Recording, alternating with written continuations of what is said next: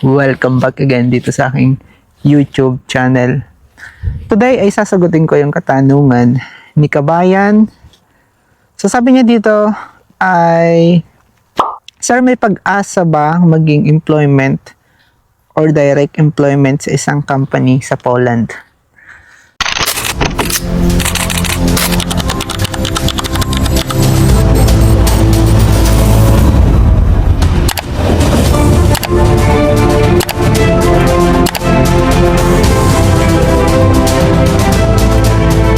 Base sa aking karanasan, mga kababayan, oo, pwede kayo makakuha ng employment or direct employment sa isang company dito sa Poland.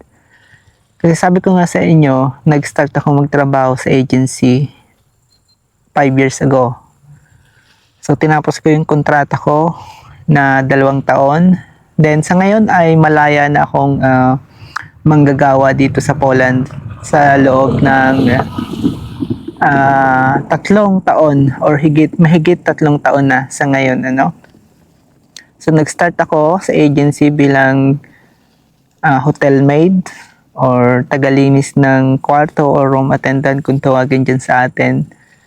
And nag-runner, nag-houseman, nag-waiter, at kung ano-ano pang part-time ang pinagkakakitaan ko dito para makasurvive.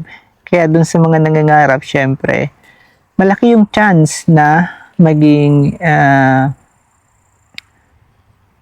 permanent residence din kayo dito sa Poland, ano? Sa tulong ng tiyaga ninyo or sa pagpakumbaba ninyo sa mga local people dito or dun sa mga boss or agency ninyo, no? Or employer ninyo.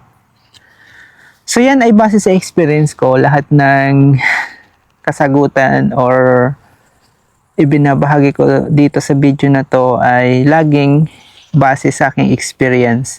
At syempre, sa pagtanong-tanong ko na rin sa mga kababayan nating dito, nandito na sa Poland for how many years din, ano? May mga mas matatagal pa sa akin dito. Meron na ditong about 12 years, 10 years, at mga permanent residents na sila. So, nitong mga nakaraang taon, dumami yung mga Asian or mga OFW na nagtatrabaho dito, ano, or galing sila ng third country. Nung mga nakaraang taon, nagdagsa kasi hindi ganun kahigpit ang Poland.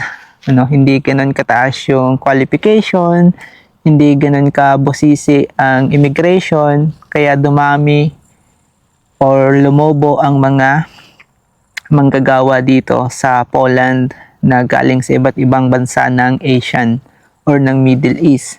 So meron din dito sa Europe, pero pailan-ilan lamang. Kaya't kung ikaw yung nangangarap makapunta dito at makapagtrabaho sa Poland, ay malaki yung tsansa. Basta magtiyaga ka lamang at huwag kang mag-inarte sa trabaho na ibibigay sa iyo. Kasi lagi kong sinasabi na may challenge talaga sa umpisa. So, kinakailangan ay mag-umpisa ka sa level 0. Ano? Sa level 0 lagi tayo nag-uumpisa. Kung ikaw man ay professional sa bansa natin, kung ikaw man ay naging isang manager sa Middle East or sa ibang bansa na pinagtrabahuhan mo, pagdating mo dito sa Poland, mag-start ka talaga sa skilled job or bilang isang skilled worker. Kasi yung hinahanap ng government dito ay skilled worker usually, ano. Kung ikaw naman ay professional na IT or information technology, at kung ikaw naman ay professional na nurse or caregiver, malaki yung chance mo talaga na sumahod din dito ng malaking halaga. Pero kung ikaw ay nag-umpisa lang sa paglilinis or pagiging isang katulong or pagiging isang nanny, or ang experience mo ay waiter, bartender, cleaner, or cleaner ng hotel. So, kinakailangan mo talagang mag-start sa scratch or zero dito sa Poland. Kasi, yung requirements ng government ay mababa lang din. So, mababa lang din yung pasahod. Hindi naman ganun kababa. So, what I mean is average na pasahod para dun sa mga baguhang manggagawa or skilled worker. Kahit na ikaw ay welder, electrician, factory worker, warehouse, at marami pang iba, kinakailangan nyong mag-start sa zero, para makasurvive dito sa Poland. So, yung iba ay hindi nakakatagal sa loob ng 5 taon kung paninirahan dito sa Poland or bilang isang OFW dito sa Poland. Maraming nag-give up dahil sa iba't ibang experience nila or nararanasan nila dito sa Poland, especially ang season dito ay 4. Pagdating ng winter season, karamihan sa ating mga kapwa Pilipino ay hindi nakakasurvive sa stress, sa depress, at sa klima ng winter season, mga kababayan. Kasi nga, yung winter season dito ay mahaba yung high-hayin, kumbaga 6 months. So, usually, nakaka-depress talaga kasi yung kapaligiran ay madilim and maputi. Kumbaga, black and white lang yung kulay usually kapag winter season dito, mga kababayan. So, nakaka-depress kasi mabilis dumilim. Ang liwanag ay about, alam nyo yun, kumbaga parang 4 hours lamang a day kapag winter season. So, base yan sa experience ko, nakaka-depress talaga minsan. Papasok ako ng trabaho, madilim. Uuwi ako ng trabaho, madilim. Kasi, alam nyo yun, kung ang pasok nyo ay 6 or 7, madilim pa yan kapag winter season. Then, mag-out kayo ng 4, madilim na yan kasi ang lubog ng araw kapag winter season dito ay mga 2:30 or 2:00, lubog na yung araw or wala ng araw. Or usually, walang araw kasi tabon ng mga ulap yung sinag ng araw, mga kababayan. Kapag kalagitnaan ng winter season, mga kababayan. Kaya, advice ko lang sa inyo, tiyagain ninyo kung gusto niyo talaga ang Poland, kung gusto niyo talaga ang Europe. Try ninyo, katulad ng ginawa ko, sumubok, and nag-adjust, nirespeto yung culture, nirespeto ko yung trabaho ko, inaccept ko kung ano yung trabaho ko, syempre. At nandito ako sa Poland hanggang sa ngayon. Hindi ko pa sinasabi na asenso na ako, pero pinag-aaralan ko pa yung kaya ko pang i-adjust at kaya ko pang i-improve, mga kababayan. Kasi for the future, hindi natin masasabi yung panahon or takbo ng panahon kung saan tayo mapapadpad, kung saan tayong posisyon ilalagay ng panahon or kung saan tayong posisyon na aayon. So, kumbaga takes time and kinakailangan nating ilagay yung sarili natin kung saan tayo masaya at nakakapag-enjoy. Accept lang ninyo kung ano yung trabaho na meron kayo para tumagal. Syempre dito sa Poland. Kasi base sa mga experience ko, ganyan lang din yung sinasabi ko sa sarili ko before na kinakailangan kong makasurvive, kinakailangan kong pakainin yung sarili ko, kinakailangan kong pagtibayin yung kalooban ko sa mga sitwasyon na talagang nakakapagbigay ng negatibong pananaw, syempre, dito sa Poland. Syempre, kapag nade-depress ka, na-stress ka, so may isip mo yung mga bagay na maaaring mag-quit ka or maaaring lumipat ka ng ibang part ng Europe or maaaring umuwi ka na ng Pilipinas, ano, maaaring ipagpalit mo yung opportunity na meron ka, yung opportunity na kaya mo pa palang mag-grow dito sa Poland, yung opportunity na binigay sa iyo ng Panginoon or ng manager mo. Ano? So kapag na-depress kayo, syempre ipagpapalit ninyo yung trabaho na meron kayo, kung anumang trabaho yan na meron kayo dito sa Poland. Kaya malaki yung chance na maging resident tayo dito sa Poland, permanent, temporary.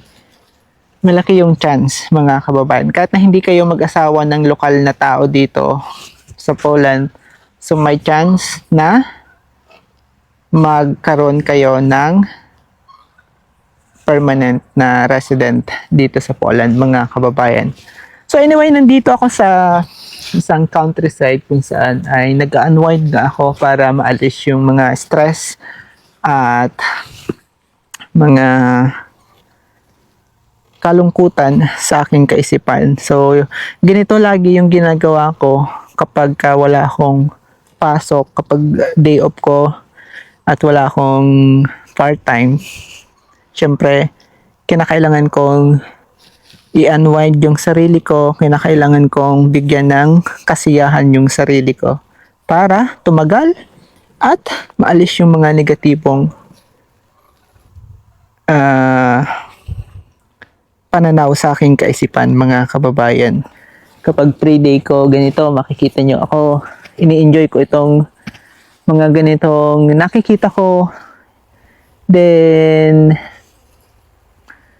kaya ako tumagal ng Poland for 5 years at hindi ako lumipat ng ibang country dito sa Europe kahit na hindi naman ganun kalakihan ang sahod dito. Kasi nga, sabi ko sa sarili ko na mas gusto ko na nai-enjoy ko yung mga bagay at safety ako kahit na hindi ako taga dito sa Poland or kahit na hindi ako pinanganak talaga dito sa Poland. Ang ibig kong sabihin, yung mga tao ay nirerespeto yung kasiyahan ko, yung kagustuhan ko na maging malaya at mabuhay katulad ng mga local people dito. Nakakapagsuot ako ng maayos na damit na walang mangungutya, at nabibili ko yung mga bagay na hindi ko nabibili sa Pilipinas.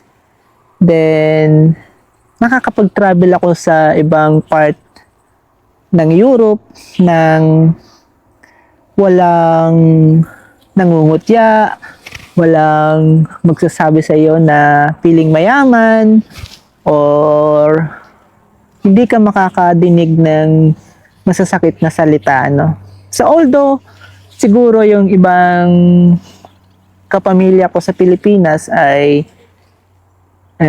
sinasabihan ako behind my back, pero ang sarap mabuhay ng mag-isa na masaya at ini-enjoy mo yung sarili mo.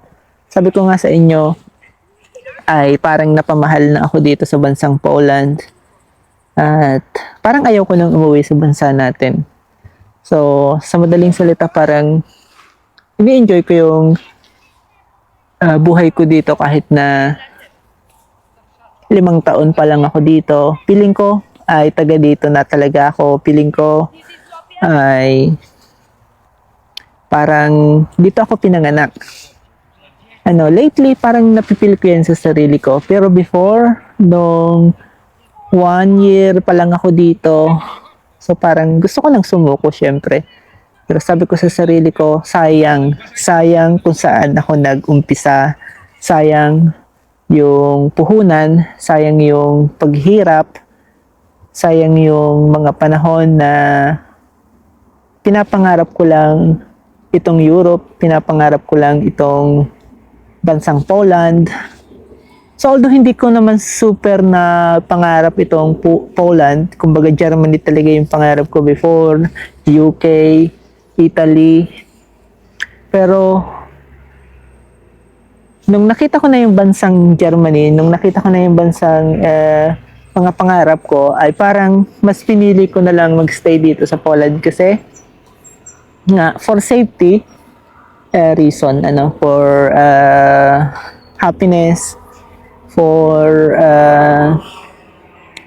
yun na yun, opportunity na kaya kong ma-achieve dito sa bansang Poland. Para dun sa mga kababayan kong nandito na sa Poland, yung paparating pa lang, yung nandito na sa Poland, na matagal na dito, at patuloy pa rin yung paglipat, at naghahanap ng maayos na kapalaran.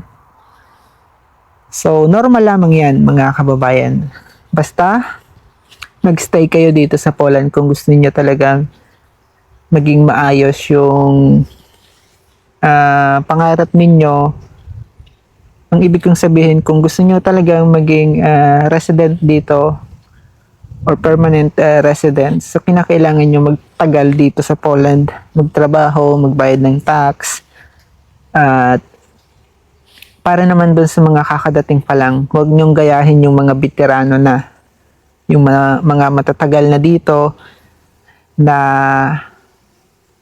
alam nila yung ginagawa nila at may pupuntahan sila. Pero kung kayo ay baguhan pa lamang, at hindi nyo pa alam yung protocol, yung batas dito, at nangangarap kayo ng malaking sahod, nangangarap kayo ng magandang trabaho, so hindi nyo yan mahanap kaagad dito kasi iba yung kalakaran at iba yung regulation dito sa Poland, So kahit na yung mga lokal na tao dito ay nagtsatsagang magtrabaho, nagtsatsagang magkudkod, nagtsatsagang maging construction worker, nagtsatsagang maging farmer. So tayong mga OFW ay kinakailangan din nating magtyaga kung ano yung trabaho na ibibigay sa atin ng gobyerno at ibibigay sa atin ng employer. So ilan lamang yan sa mga na-experience ko at nakakasalamuha ko dito sa bansang Poland, mga kababayan. So hindi ko naman kinakailangang malaki sa inyo kung ano na yung trabaho ko sa ngayon. So at least ay nag-improve yung trabaho ko dito sa loob ng 5 taon na pagtitiyaga ko. Sabi ko nga sa inyo, nagtiyaga ako at syempre, minamahal ko rin yung mga nagiging katrabaho ko. Kumbaga, nire-respeto ko sila. Kaya, ang sukli rin sa akin ay maayos din, Pero kung susuklian nyo yan sa tingin nyo ay mas marunong pa kayo, sa tingin niyo ay mas magaling pa kayo sa kanila, kahit na alam nyo namang may posisyon sila sa trabaho. So, wala kayong mararating. Kumbaga, yung trabaho ninyo, hanggang dun lang kayo kung ano yung inumpisahang trabaho nyo dito, pagdating ninyo ay ganun pa rin yung magiging ending ng trabaho nyo. So, karamihan, hindi ko naman lahat sinasabi kasi based sa aking experience, based sa mga nakakatrabaho kong mga kapwa Pilipino, so yung iba, wala talaga ring respeto, Yung iba ay iba yung dating, yung iba ay mas magaling pa sa boss, yung iba ay walang pakialam. Kasi nga, iba yung kinagas na nila. So, hindi naman din natin masisisi at hindi ko rin masisisi yung mga ganong tao, di ba? So, hindi ko naman kayo pinapatamaan. So, common naman yan bilang isang tao, bilang isang Pilipino. Common yan. Hindi yan mawawala, Sabi ko nga, hindi naman magkakatulad at hindi naman talaga pwede nating i-kumpara si Adrian kay Adrian, So, ganun lang yon kadali, mga kababayan. Kaya pagdating nyo dito, so be yourself and be positive, keep going, keep praying, be healthy, you know. At malay nyo, after 1 year, after 2 years, ay may good news na sa inyo ang Panginoon at may good news na sa inyo ang mga magiging katrabaho nyo dito sa Poland. So anyway, maraming salamat syempre sa walang sawang suporta ninyo sa aking YouTube channel at sa ibang social media account ko. Yung patuloy na nagko-comment, yung patuloy na nag-share ng ganitong video ay maraming salamat sa inyo. Especially sa mga kababayan ko saan man kayong panig ng mundo. At para naman doon sa mga bagong nakakapanood, so please subscribe na kayo dito sa aking YouTube channel. Panoorin ninyo yung mga na-upload ko na before. At patungkol lahat yan sa Poland, mga kababayan. Anyway, ako si Adrian at isa akong OFW dito sa Poland na nagbabahagi ng kwento ng buhay at ng karanasan ko dito sa Poland, syempre. At maraming salamat mga kababayan and God bless.